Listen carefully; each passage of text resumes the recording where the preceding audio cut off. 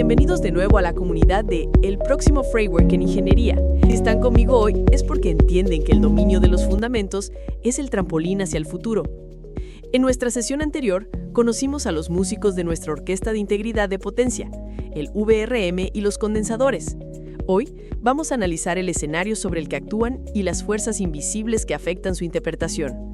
Hablaremos de los planos de potencia y del enemigo silencioso de todo diseño de alta frecuencia, la inductancia parásita. Comencemos con el escenario, los planos de potencia y de tierra. Podríamos pensar en ellos como simples láminas de cobre que transportan la corriente, pero son mucho más que eso. Tienen una doble personalidad fascinante. Por un lado, actúan como un elemento en serie, una resistencia de valor muy bajo que se interpone entre la fuente y la carga.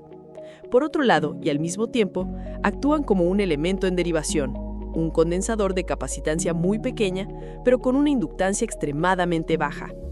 Esta naturaleza de condensador del plano tiene su propia frecuencia de resonancia, un punto mínimo de impedancia en forma de V, que suele aparecer en un rango de frecuencias muy alto, entre 50 y 1000 MHz.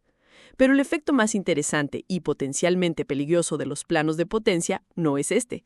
Es el fenómeno de las ondas planas. Quiero que usen su imaginación. Piensen en un lago en calma. Ahora, lancen una piedra en el centro. ¿Qué ocurre? Se forman ondas que se expanden en círculos desde el punto de impacto. En nuestro mundo digital, el ASIC actuando como carga no es una sola piedra. Es como si estuviéramos lanzando piedras en el mismo punto del lago a intervalos de tiempo regulares, una y otra vez con cada ciclo de reloj, con cada paquete de datos. Se generan más y más ondas. En el caso de nuestros planos de potencia, estas son ondas electromagnéticas. Se expanden desde el ASIC hacia los bordes de la placa.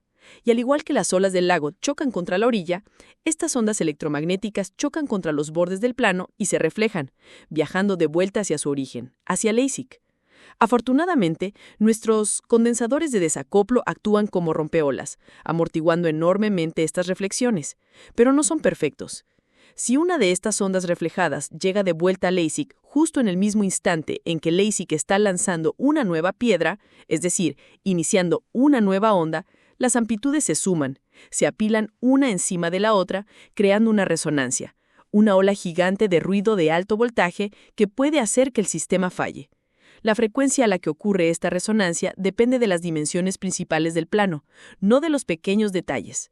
Si nuestra placa es rectangular, podemos modelarla de forma muy sencilla para predecir a qué frecuencias ocurrirán estos picos de resonancia. Y sí, al igual que las resonancias paralelas entre condensadores, estas resonancias del plano aparecen en nuestro perfil de impedancia como picos en forma de A. Normalmente, estos picos están por encima de los 50 MHz, que es el rango que solemos analizar, pero en algunos diseños pueden caer dentro de nuestra área de interés y causar problemas serios. Por eso, incluso un modelo simple de nuestro plano, simulado para extraer sus parámetros S, es una pieza valiosa de nuestro puzzle de simulación de la PDN. Ahora, pasemos de lo grande, el plano, a lo pequeño pero increíblemente poderoso, las inductancias parásitas. Si la impedancia es el enemigo general, la inductancia parásita es su agente de campo más sigiloso y dañino, especialmente a altas frecuencias. Cada elemento de nuestra PDN, cada vía, cada pin, cada praza, tiene una inductancia parásita asociada. Esta inductancia, que aumenta su impedancia con la frecuencia, reduce la efectividad de nuestros queridos condensadores de desacoplo justo cuando más los necesitamos. El foco principal de esta batalla está en la conexión entre los condensadores y los pines del encapsulado VGA del ASIC. En los viejos tiempos del diseño de PCB, era común colocar los condensadores de desacoplo en el mismo lado de la placa que el procesador. Esto creaba un camino de corriente largo y, consecuentemente, una inductancia de dispersión, o spreading inductance, muy grande. ¿Qué es esta inductancia de dispersión? Imaginen el viaje de la corriente. Tiene que bajar desde el condensador a través de una vía hasta el plano de potencia, viajar por el plano hasta la vía del pin del VGA y luego subir por esa vía hasta el chip. Para cerrar el circuito, la corriente de retorno viaja desde el pin de tierra, del VGA, baja por su vía, viaja por el plano de tierra y sube por la vía de tierra del condensador. Esto forma un bucle físico. La inductancia es directamente proporcional al área de ese bucle. Un bucle más grande significa más inductancia. En las últimas décadas hemos aprendido una lección crucial. La mejor práctica ahora es colocar los condensadores de desacoplo más pequeños, en el lado opuesto de la placa, justo encima de las vías de salida del VGA. Para lograr esto, usamos una tecnología llamada VIPO, que significa Via in Pad Plated Over. La vía se hace directamente en el pad del condensador y luego se recubre, haciéndola invisible. Esto nos permite montar el condensador casi directamente sobre la vía, minimizando drásticamente el área del bucle de corriente y, por tanto, la inductancia de dispersión. Es una mejora de diseño monumental. Entonces, ¿cómo cuantificamos esta inductancia parásita? No podemos adivinarla. Podemos usar valores típicos de proyectos similares, pero para obtener la máxima precisión recurrimos a las simulaciones electromagnéticas 3D de campo completo, con herramientas como HFSS, SymBeer o SANET.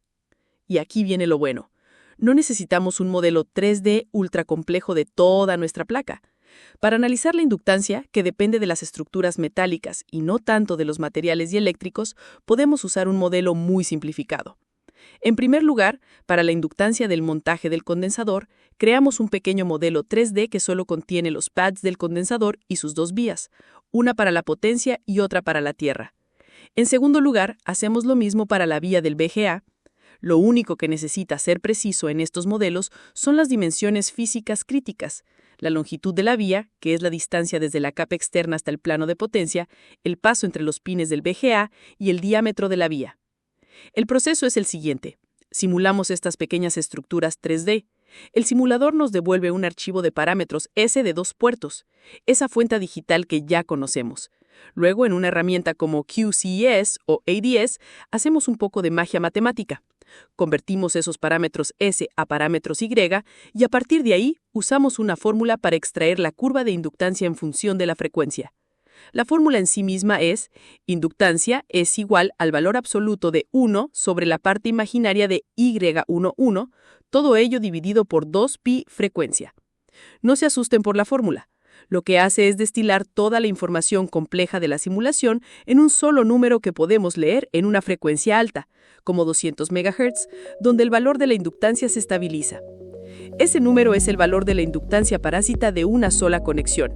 Luego lo dividimos por la cantidad de condensadores o pines que tenemos en paralelo y lo introducimos en nuestro modelo de circuito de la PDN. En resumen, hoy hemos visto que nuestro diseño de integridad de potencia no termina en la selección de condensadores. Debemos considerar el propio escenario, los planos de potencia, como elementos activos que pueden resonar como la superficie de un lago. Y debemos cazar y minimizar al enemigo invisible, la inductancia parásita, que se esconde en cada conexión física, especialmente en el último y crítico milímetro del camino de la energía hacia nuestro ASIC. Al modelar las resonancias del plano y simular con precisión las inductancias de las vías, estamos añadiendo las últimas capas de detalle y robustez a nuestro diseño. Es un trabajo meticuloso, pero es la diferencia entre un sistema que funciona y un sistema que funciona a la perfección.